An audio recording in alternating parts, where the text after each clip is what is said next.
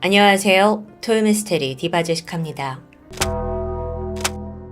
2002년 7월 18일 영국에 살던 중년 여성 마가렛은 필리핀에서 걸려온 예상치 못한 전화를 받게 됩니다. 아들의 동업자이자 친구인 마이크였어요. 참고로 아들 스티브는 필리핀에서 컴퓨터 개발 회사를 운영하고 있었는데요. 어머니, 스티븐이 사고를 당했어요. 엄마는 심장이 철렁 내려앉았죠. 그래서 지금 얼마나 심각한 상태냐? 라고 떨리는 목소리로 물었는데 돌아온 대답은 이미 사망했습니다. 스티븐 알스턴 데이비스, 1970년생으로 영국 노팅엄 출신입니다. 그는 어릴 때부터 쾌활한 성격에 유머 감각이 좋아서 늘 주변 사람을 즐겁게 했다고 해요. 가족이며 친구들 다 그와 함께 있으면 깔깔거릴 정도로 웃음이 끊이지 않았어요. 유쾌한 사람인 거죠. 그러다 유년 시절 불행이 찾아옵니다. 14살이 되던 해에 아버지가 불의의 사고로 돌아가셨기 때문인데 이후 집안의 분위기가 급격히 무거워집니다. 그래서 스티브는 좀 빠르게 처리된 것 같아요. 특히나 어머니 그리고 두 여동생을 대신해서 가장의 역할을 하게 된 거죠. 그러다 얼마 후 엄마에게 새로운 사랑이 찾아와요. 새아버지가 생기면서 첫째 아들 스티븐의 어깨도 다소 가벼워지는 듯 했습니다. 10대 때의 이 아들은 또래 애들처럼 컴퓨터를 좋아했습니다. 사실은 완전히 푹 빠져 있었어요. 성인이 돼서는 이 노팅엄에 있는 한 컴퓨터 관련 회사에 취직을 하게 되는데 그러다 21살이 되던 해 흥미로운 제안을 받게 되죠. 지금보다 3배 높은 급여를 주겠다라는 제안인데 단 홍콩에 있는 지사로 파견된다라는 게 조건이었죠. 스티븐은 단번에 제안을 수락합니다. 하지만 평생을 영국에서 살아온 그가 이 타국 생활, 특히나 아시아에서 생활한다는 건 좀 적응이 쉽지 않았다고 해요. 그렇게 처음엔 전전긍긍 하다가 결국 새로운 취미에 눈을 뜨게 되죠. 그는 이 홍콩에서 2시간 정도 떨어진 필리핀 앙헬레스 시티에서 경비행기 조종사 클럽에 가입합니다. 취미로 경비행기 조종하면서 취미도 찾고 또 삶의 활력도 다시 되찾게 돼요. 그러면서 자연스럽게 스티브는 쉬는 날이면 또는 휴가 때마다 필리핀에서 머무는 시간이 많아졌고요. 그러던 어느 날 그는 필리핀 시내에 있는 한 술집을 방문했는데 사실 여기가 이렇게 건전한 술집은 아니었어요. 여성들이 무대에서 공연을 하고 또 뒤로는 성매매가 이뤄지던 곳입니다. 그리고 그 중엔 15살 소녀 에블린 보홀도 있었습니다. 에블린, 이 여성은 필리핀에서도 외딴 섬에서 태어나 자랐습니다. 이 섬이 전기, 수도도 없는 그야말로 오지나 다름없다고 해요. 집안은 가난했고 에블린은 어릴 때부터 아픈 아버지와 어머니를 대신해 집안일을 도맡아 했습니다. 13살쯤 됐을 때는 성냥을 팔면서 생활비를 벌었다고 해요. 좀 나이 어린 소녀에게 가혹한 삶이긴 했지만 그래도 웃음을 잃지 않고 밝게 자라났죠. 무엇보다도 에블린은 굉장히 친화력이 좋아서 처음 본 사람과도 금방 가까워지는 게 큰 장점이었어요. 그런 그녀의 장래 희망은 도시에 있는 바에서 일하는 거. 거기서 외국인 남자를 만나 결혼하는 게 꿈이었습니다. 물론 이런 사고의 흐름이 좀 잘 이해가 안 되실 수도 있어요. 필리핀은 워낙 외국인을 대상으로 한 산업이 발달돼 있습니다. 그렇다 보니 이 어린 소녀 또한 내 이 힘든 처지를 벗어나기 위해서는 아예 외국인을 만나서 여기를 좀 뜨고 좀 삶이 나아지겠다라는 소망이 있었던 거예요. 그렇게 15살이 됐을 때 에블린은 그 소망대로 앙헬레스에 있는 한 술집에 취직을 하는데 여기에는 에블린 같은 어린 소녀들이 성매매를 하면서 돈을 벌던 곳입니다. 스티븐과 에블린, 첫 만남에서 아주 강력한 이끌림을 느꼈다고 합니다. 당시 에블린은요, 언니 신분증을 빌려서 자기 나이를 21살로 속였어요. 그리고 나서 곧 두 사람이 이제 연애를 하게 되죠. 그러니까 스티븐은 이 아이가 미성년자인 걸 몰랐던 거고요. 그렇게 관계를 이어오다가 2년 후에 스티븐이 드디어 영국 돈으로 500파운드, 그러니까 한화로는 약 90만 원 정도 되는 돈을 지불해서 에블린에게 자유를 선물하게 돼요. 참고로 당시 에블린이 하룻밤 성매매 값으로 1파운드를 받았다고 해요. 아주 큰 돈은 아니죠. 그게 더 가혹하고요. 근데 이 술집에 진 빚이 있어가지고 빠져나오지 못하고 있던 걸 스티븐이 돈을 내서 그녀를 구해낸 거예요. 그렇게 이후 이제 두 사람은 관계를 이어오다가 스티븐이 정식으로 에블린에게 청혼을 합니다. 이 순간은 에블린의 꿈이 이루어지는 그런 모먼트였죠.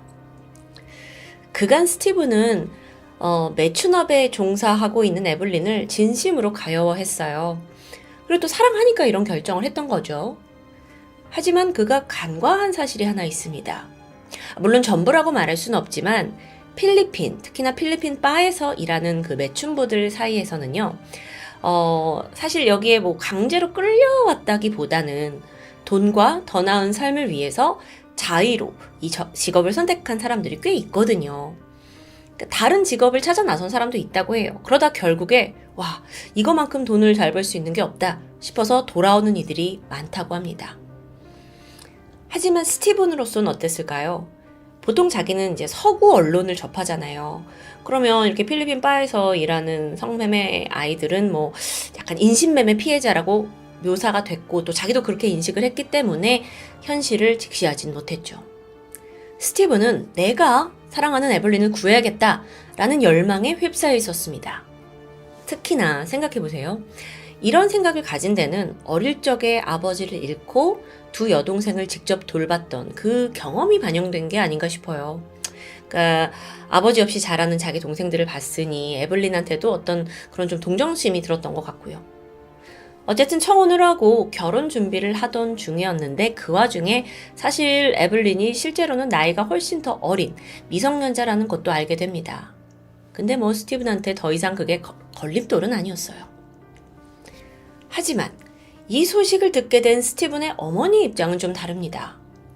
아니 아들이 필리핀에 가서 매춘부를 그것도 10살이나 어린 여성을 아내로 맞이한다? 쉽게 이걸 누가 받아들입니까? 근데 이제 마가렛 어머니는 애써 이건 아들이 선택한 거다 라고 존중해 주기로 하죠. 1997년 두 사람은 결혼식을 올렸고 에벨린은 그야말로 꿈같은 나날들을 보내게 됩니다. 스티븐은 아내와 같이 하기 위해서 아예 홍콩을 떠나서 필리핀으로 이주했어요. 거기서 친구 마이크와 동업을 하면서 컴퓨터 개발자로 충분한 돈을 벌게 되죠. 그는 앙헬레스 시내에 있는 고급 주택을 구매했고요. 또 가정부를 고용합니다. 별도로 매달 에블린에게 약 1000파운드의 용돈을 주고요.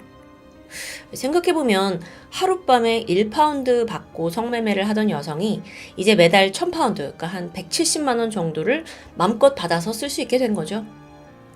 한편 남편 스티븐은 처가댁도 살뜰하게 챙겼다고 해요. 장인어른한테 낚시를 할 수 있는 보트를 선물했고요. 또 에블린 부모는 당연히 좋은 집으로 이사를 했고요. 그야말로 외국인 사위가 이 집안을 멱살 잡고 살려낸 거죠. 어느덧 시간이 흘러 결혼 3년 차가 됩니다. 둘 사이에는 아이 2명이 생기거든요. 각각 제시카와 조슈아. 이렇게 뭐 제법 안정적인 가정을 이루었는데 영국에 있던 어머니 마가렛은 여전히 좀 마음에 걸리는 점이 하나 있었습니다.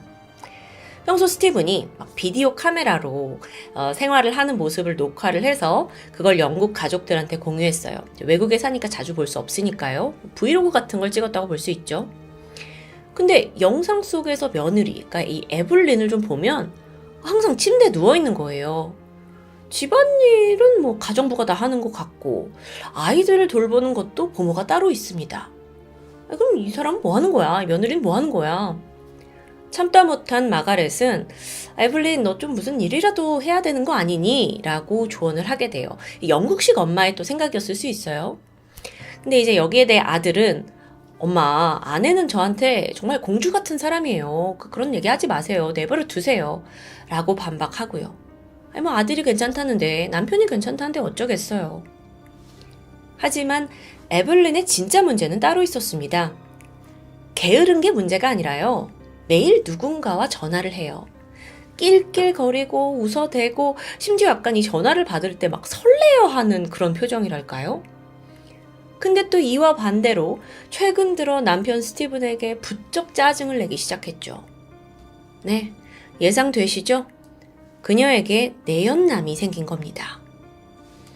그 내연남의 정체는 당시 필리핀 경비업체에서 일하고 있던 아놀드, 필리핀 사람이에요.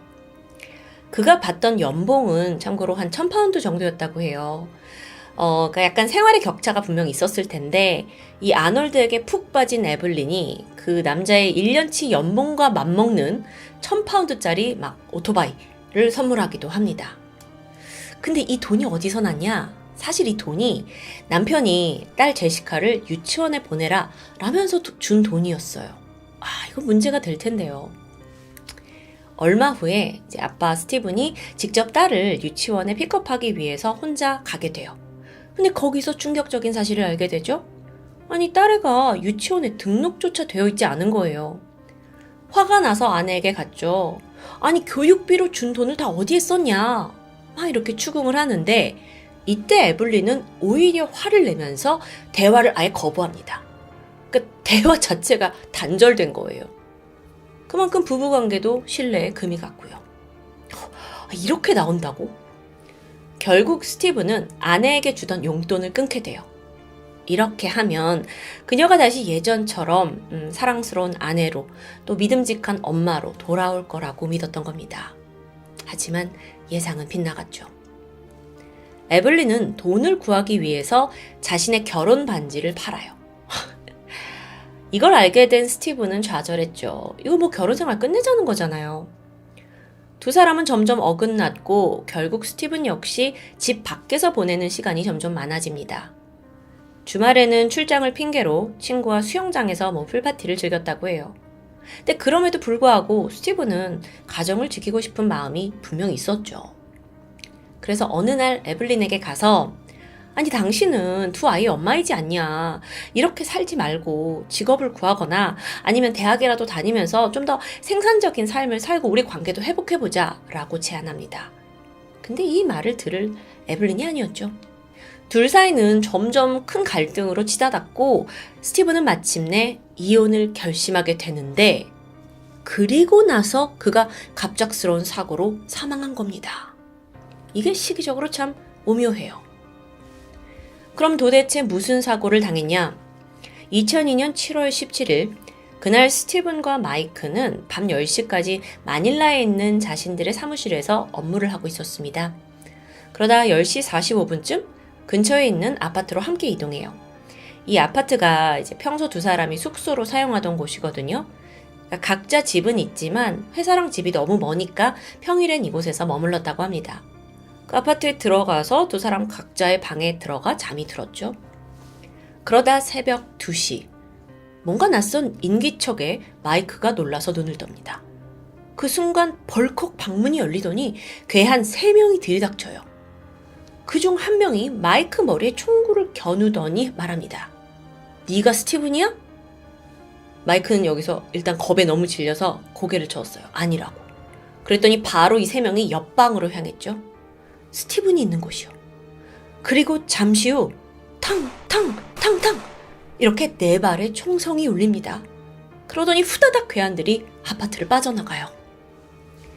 마이크가 서둘러 옆방으로 갔죠. 그랬더니 스티븐은 이미 총에 맞아서 피범벅이 돼 있고 숨도 끊어진 상태였습니다. 마이크가 경찰에 신고를 했고 또 그와 동시에 가장 가까운 가족인 아내 에블린에게 전화를 걸게 되거든요. 근데 아무리 전화를 걸어도 받질 않아요. 결국 전화를 받은 건 사건 발생 4시간이 지난 새벽 6시쯤이었습니다. 그래서 막 이 마이크가 에블린 어떡하죠? 지금 스티븐이 괴한의 총에 맞아 사망했어요. 막 이렇게 흐느끼는데 이 말에 어쩐 일인지 에블린은 굉장히 담담한 반응이었습니다. 이후 스티븐의 어머니 마가렛이 즉각 다음날 필리핀에 도착해요. 아들의 죽음이라뇨. 너무 고통스럽죠. 아니 아무리 필리핀 치안이 안 좋다 해도 뭐 갑자기 집에 괴한이 들어와서 이게 무슨 허망한 죽음이에요. 그런데 장례를 치르는 내내 그녀는 며느리 에블린에게 다소 거리감이 느껴졌다고 할까? 뭔가 낯선 기분을 느꼈습니다.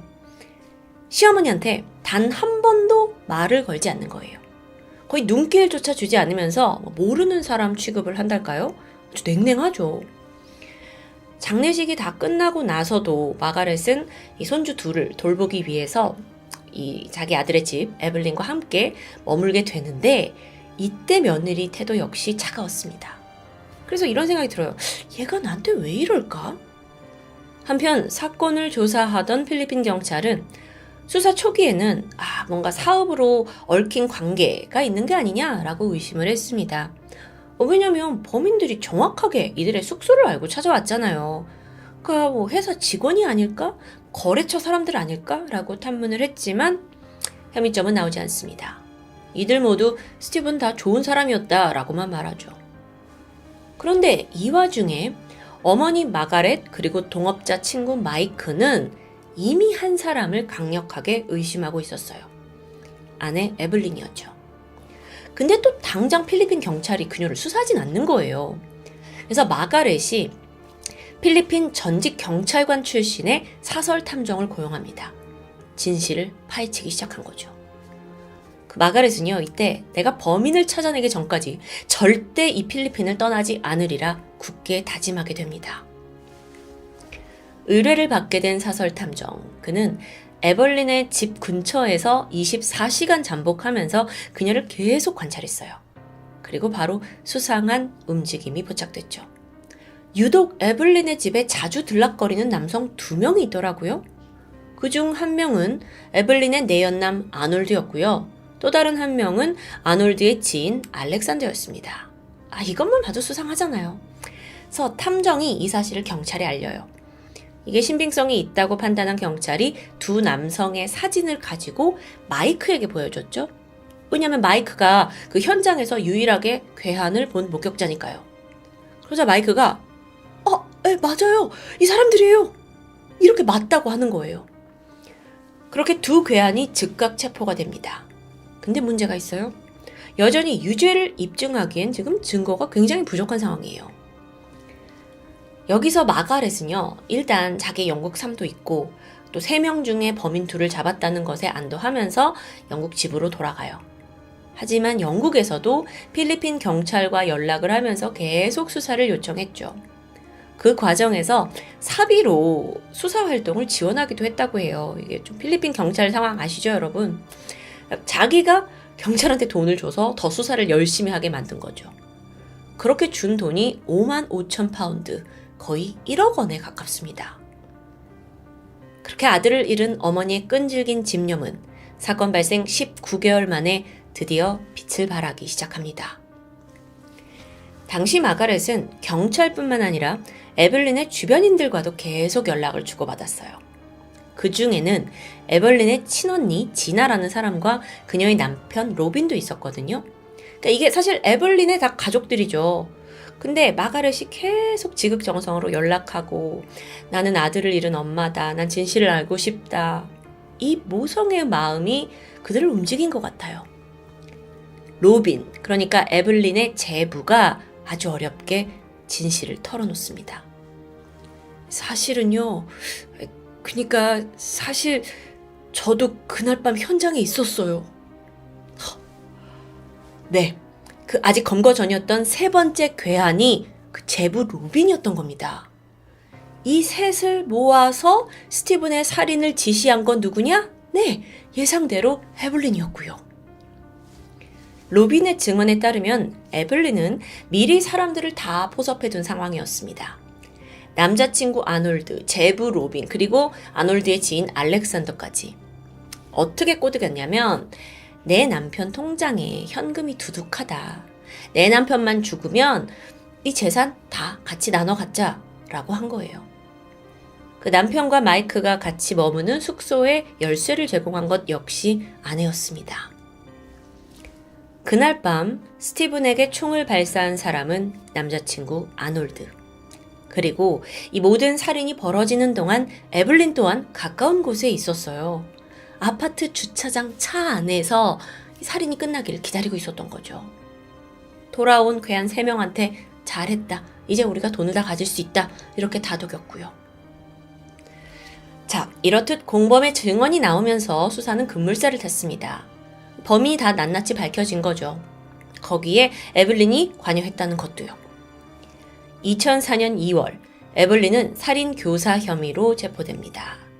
아니 근데 모든 게 모함이래요. 경찰한테 뭐라고 하냐면 아니 생각해보세요.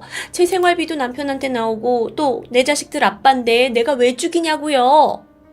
그러니까 본인은 남편을 살해할 동기가 전혀 없는데 내 남편의 돈을 탐낸 저 무리가 지금 자기를 범인으로 온다는 거죠. 하지만 정말 그녀에게 살해 동기가 없을까요? 스티브는 이미 그녀에게 이혼을 선언한 상황입니다. 그럼 이제 생활비도 끊길 테고 자칫하면 그녀는 다시 가난한 과거 생활로 돌아가겠죠. 그래서 차라리 그를 죽여버리고 이 재산을 독차지하자. 네, 살해 동기 충분히 있어 보여요. 하지만 여기에 대해서는 에블린이 입을 꾹 다무는 거예요. 아예 범행 자체를 강력하게 부인하는 상황에서 사실상 이 사건에서 살해 동기는 끝까지 미궁에 빠지고 맙니다. 하지만 자백이 없다고 죄까지 없어지는 건 아니죠. 에블린은 사건이 벌어지던 날 자기는 집에 있었다라고 말했어요. 아니 근데 이게 딱 걸려요. 이웃들 중에 이 여자가 새벽에 돌아오는 걸 목격한 사람이 나온 거예요. 집에 있었다는 알리바이? 이거를 뒷받침하는 증거는 아무것도 없고요. 결국 그녀의 유죄가 인정되면서 재판대에선 그녀는 가석방 없는 징역 40년형을 선고받습니다. 매춘을 하면서 유흥업소에서 사는 삶에서 자기를 꺼내주고 사랑해주고 또 자기 가족들까지 경제적인 여유를 누리게 해준 남편. 네, 처음엔 너무 좋았고 무한히 감사했죠. 하지만 그 감사함이 결국 결혼 5년을 채 넘기지 못하고 청부살인으로 되돌아왔습니다. 참 사람의 마음이 이렇게나 간사하고 악할 수 있는지 어떤 밑바닥을 본 기분이에요. 한편 아들의 억울한 죽음을 밝히기 위해서 2년 넘게 고군분투한 어머니 마가렛. 그녀는 현재 영국에서 손주들 제시카와 조슈아를 정성으로 양육하고 있습니다. 친엄마까지 교도소에 간 마당에 그냥 필리핀에 둘 수는 없었어요. 그런데 놀라운 게 있죠. 마가렛, 그녀는 매번 크리스마스가 될 때마다 교도소에 있는 에블린에게 편지를 쓴다고 합니다. 거기엔 아이들의 사진까지 동봉되어 있고요. 시어머니는 전 며느리 에블린에게 말합니다. 아이들은 이렇게 잘 자라고 있다고. 이제는 네가 악한 마음을 버리고 진심으로 참여하길 바란다고요. 근데 과연 배은망덕한 에블린이 그 진심을 느끼고 변화될 수 있을까요? 지금까지 토요미스테리 디바제시카였습니다. 안녕하세요. 토요미스테리 디바제시카입니다. 여러분의 구독은 저에게 큰 힘이 됩니다. 2017년 4월 따뜻한 봄바람을 맞으며 앳돼 보이는 한 신혼부부가 공항을 나서고 있습니다. 손을 꼭 잡고는 마냥 행복한 표정인 두 사람이 도착한 곳은 일본의 오사카. 이들은 얼마 전 혼인신고를 마치고 이곳으로 신혼여행을 온 커플이었습니다.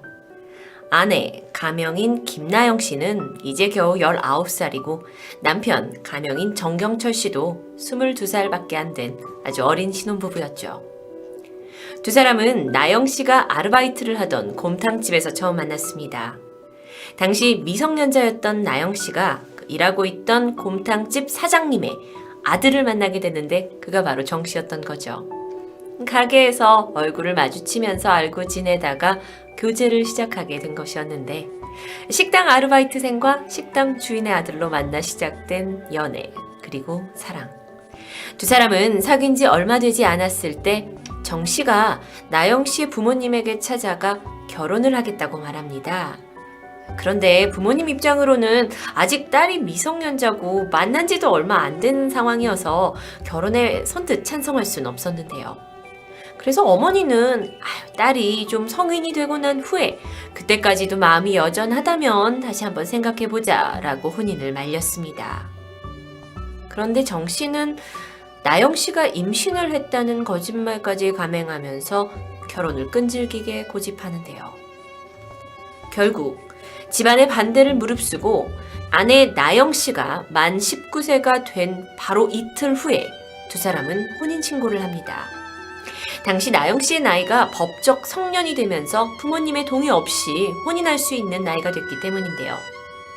그리고 그로부터 열흘 후에 결혼식을 생략한 두 사람은 오사카로 신혼여행을 오게 된 상황입니다.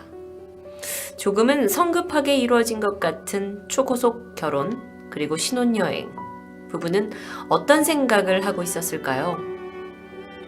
그런데 이 여행이 한순간에 비극이 되었습니다.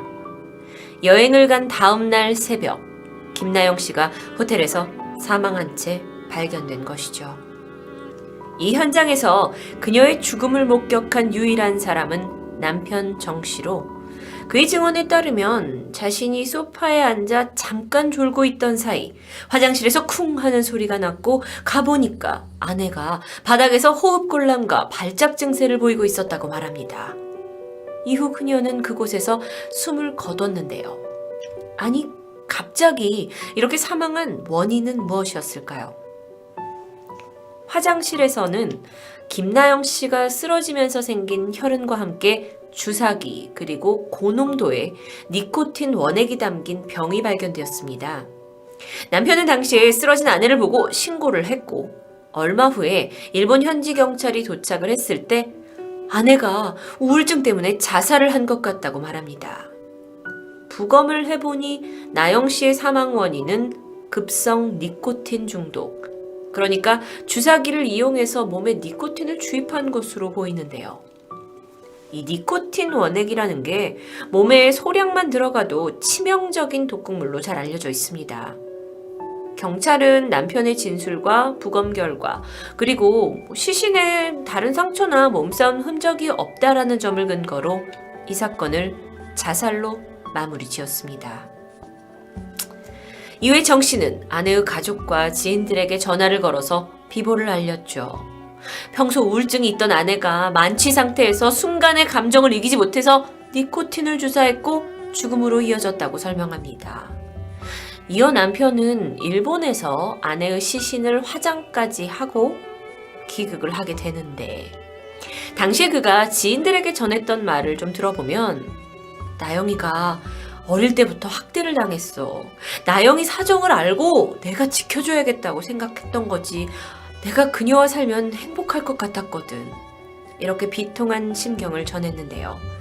거기에 덧붙여 어린 시절 학대, 우울증, 평소 자해까지 했다라고 털어놓으며 주변에 적지 않은 충격을 주게 됩니다. 이후 아내가 사망하고 약 1년 동안 정 씨는 자신의 SNS에 꾸준히 아내를 그리워하는 글을 올렸습니다. 너무 보고 싶다. 꿈에 그녀가 나왔다. 우리가 평생 사랑했어야 했다. 등등. 이때까지만 해도 그는 어린 나이에 아내를 잃은 안타까운 사연을 가진 청년처럼 보였습니다. 하지만 수상한 점들이 발견되기 시작했죠. 오사카로 신혼여행을 가던 날 정 씨는 공항에서 아내에게 여행자 보험에 가입하도록 한 사실이 밝혀졌는데, 이 보험이 만약 여행 중에 나영 씨가 사망하게 되면 보험금 1억 5천만 원을 보장하는 내용이었고, 그 수령인은 남편이었습니다. 그리고 가입한 지 바로 다음날 아내가 사망하게 된 거죠. 물론 이건 충분히 있을 수 있습니다. 해외여행을 가기 전에 여행자 보험을 드는 일들이 자주 있으니까요. 그런데 점점 더 이상한 점들이 드러납니다. 경찰에 보험회사 직원이 신고를 하게 되는데 그 내용이 보니까 아내 사망보험금을 타러 온 사람이 좀 이상했다. 그리고 경찰에 조사를 의뢰하게 된 겁니다. 실제로 알아보니 정 씨는 아내를 잃고 열흘 만에 사망보험금을 청구합니다. 사실 사랑하는 사람을 잃은 그 사람이 이렇게 빨리 보험금을 타려고 하는 것은 분명 의아한 부분이 있고, 또 게다가 그의 그 목소리에서도 슬픔이 전혀 느껴지지 않았기 때문에 직원이 신고를 하게 된 것이었는데요. 게다가요, 보험자가 자살을 한 경우에 돈을 받을 수 없습니다 라고 직원이 설명하자 그의 얼굴에는 아쉬워하는 표정이 만연했다고 합니다. 그렇게 잠시 멈칫하던 정 씨가 혹시 가입된 다른 보험이 있는지 알아볼 순 없나요? 라고 요청까지 했던 거죠. 이 신고를 접수받은 경찰은 조사에 착수했고 먼저 정 씨의 말대로 나영 씨가 정말 우울증 같은 정신질환이 있었는지를 살폈습니다. 그런데 결과는 전혀 아닙니다. 오히려 나영 씨는 신혼여행 후에 취업을 하겠다 하고 이제 면접을 볼 계획까지 세우고 있었고요.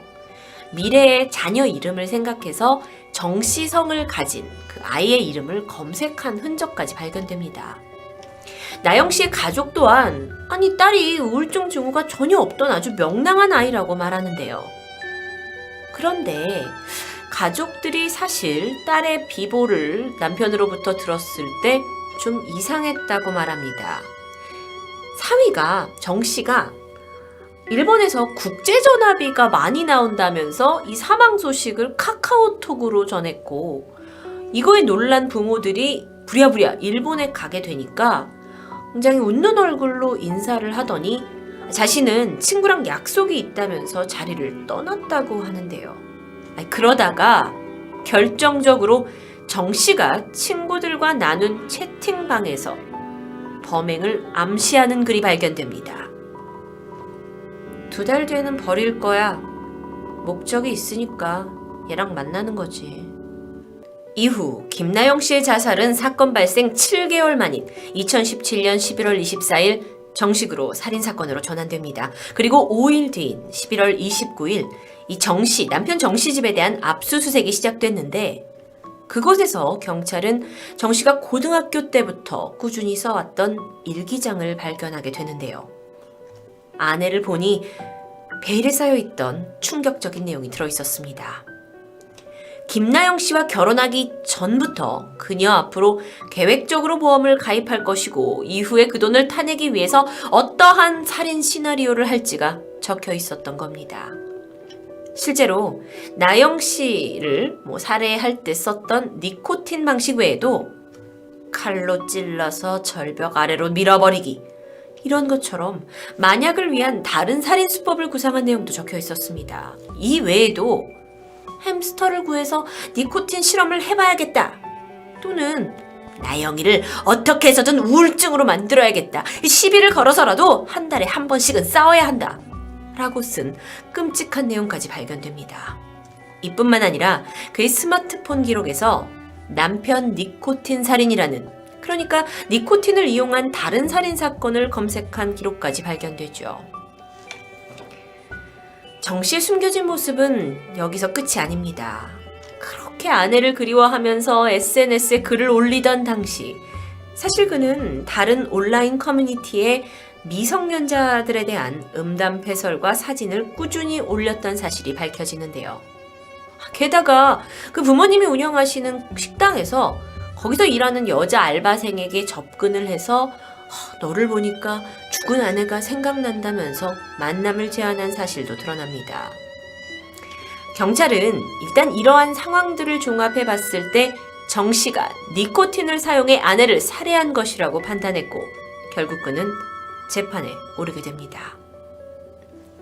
그런데 이쯤 되면 끝날 만도 한 이 사건은 계속 이어집니다. 경찰이 그의 일기장에서 새로운 인물을 발견하게 된 거죠. 바로 정 씨의 고등학교 동창인 가명 황수연 씨였는데요. 이 일기장을 읽다 보니까 이 황수연 씨, 그녀를 통해서 정 씨가 니코틴 원액을 구했다라는 내용이 발견됐고 경찰이 조사를 해보니까 지난 2016년에 두 사람이 함께 일본을 다녀온 사실이 밝혀집니다. 그래서 형사들은 두 사람이 사전에 범죄를 예행 연습한 것이구나 라고 여겼고 황 씨를 공범으로 지목합니다. 2018년 1월 31일 황 씨에 대한 조사가 시작됩니다. 그러면서 황 씨가 뭐라고 했냐?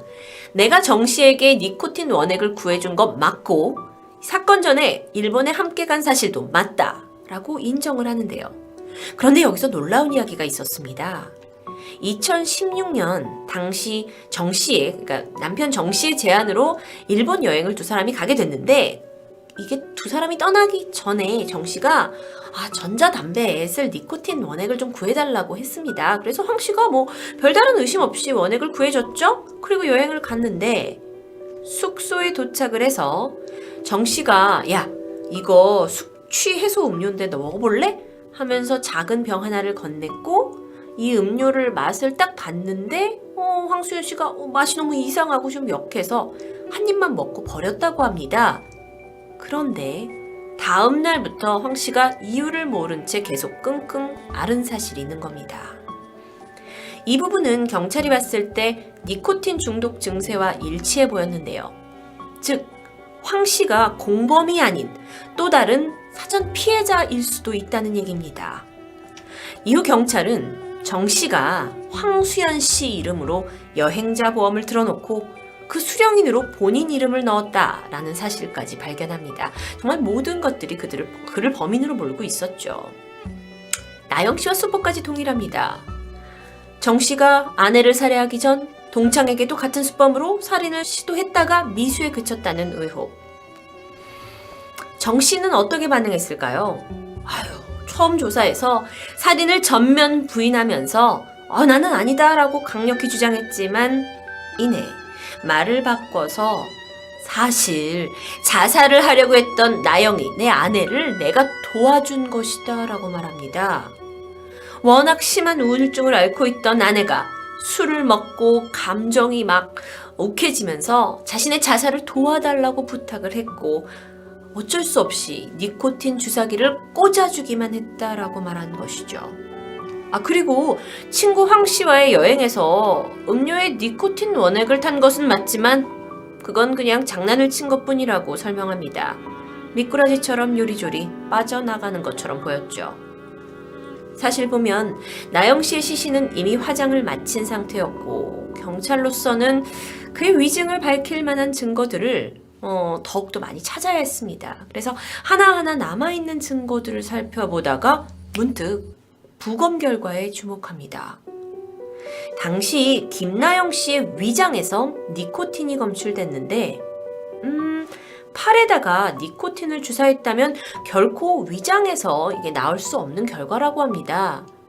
그렇다면 이걸로 인해서 추정할 수 있는 게 사전에 이미 니코틴을 탄 음료를 먹인 것이 아닌가, 마치 황 씨에게 그랬던 것처럼. 또 아내가 술을 마시고 자살을 하려고 했다라는 주장과는 달리 부검 결과 나영 씨의 몸에서 알코올 성분은 전혀 발견되지 않았습니다. 그러니까 나영 씨를 죽였다라고 하는 증거는 찾기 힘들었지만 그가 계속 거짓말을 하고 있다라는 정황들이 발견된 거죠. 재판이 열렸습니다. 결정적인 증거가 없었기 때문에 쉽사리 그를 범인으로 지목하기 굉장히 힘들 만한 상황인데요. 하지만 여태까지 발견된 자신의 범행 계획을 적은 일기장, 그리고 정황상의 증거, 황 씨에 대한 같은 수법까지 많은 조사들이 그를 코너로 몰아가고 있었고 결국 그는 1심에서 무기징역을 선고받습니다. 정 씨는 억울했던 것일까요? 항소를 신청했고 여기서 사실 아내가 죽기 전에 유서를 써놓은 게 있다. 이걸 증거로 제출합니다. 조사 결과 유서는 필적이 분명하지 않다는 결과를 받게 됐고 그 항소는 기각됩니다. 2019년 10월 대법원 판결에서 남편 정 씨는 최종 무기징역을 선고받았습니다. 김나영 씨를 살해한 혐의, 그리고 동창 황 씨를 살인 미수한 혐의가 모두 인정된 결과였죠. 재판부는 정 씨가 아내를 잔인하게 살해한 것도 부족해 모든 혐의를 부인한 모습을 보여서 죄질이 아주 나쁘다고 판단했습니다. 드디어 죗값을 치르게 된 정 씨. 그런데 그가 남긴 말이 화제가 되었습니다. 그가 조사 중에 형사님, 제 버킷리스트 중에 하나가 경찰서에서 밤샘 조사를 받는 거예요. 저 밤새도록 조사 좀 해주세요. 이 말은 실제로 정 씨가 형사에게 했던 말입니다. 그는 사랑하는 아내를 잃은 사람이라고 보이지 않을 정도로 담담했고 조사 중에도 슬픔이나 분노의 감정을 거의 드러내지 않았다고 전해지는데요. 또한 이어진 정 씨의 사이코패스 검사 결과는 40점 만점에 26점. 일명 어금니 아빠라고 알려진 이영학보다 1점이 더 높은 수치라고 합니다. 만약에 이 사건이 증거 불충분으로 정 씨가 풀려났다면 어쩌면 우리는 또 다른 살인을 묵인한 결과였을 수도 있습니다. 무기징역이 선고된 정 씨는 과연 지금 감옥에서 진정으로 자신의 죄를 속죄하며 반성하고 있을까요? 토요미스테리 디바제시카였습니다.